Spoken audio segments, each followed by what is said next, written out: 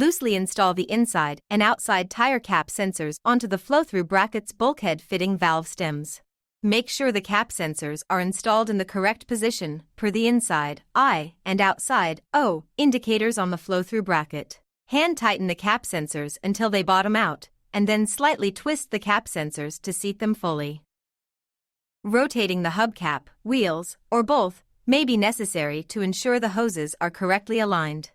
Utilize the existing hubcap fasteners to affix flow-through bracket in the correct orientation. For additional reference material, visit PSITireInflation.com/resources and view the T004-01 TireView installation manual.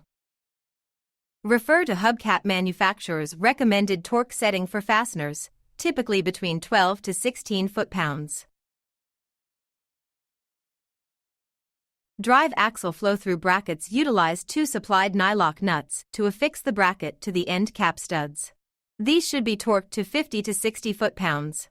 Connect and hand tighten the inside and outside hose knurled ends onto the fittings marked I and O on the flow-through bracket. The air hoses should only be tightened by hand using the knurled fitting. Do not use tools to tighten hoses. When the installation is complete, check for system leaks and ensure hoses do not bind or rub the wheels, or will end components. For additional reference material, visit PSITireInflation.com/resources and view the T004-01 TireView installation manual.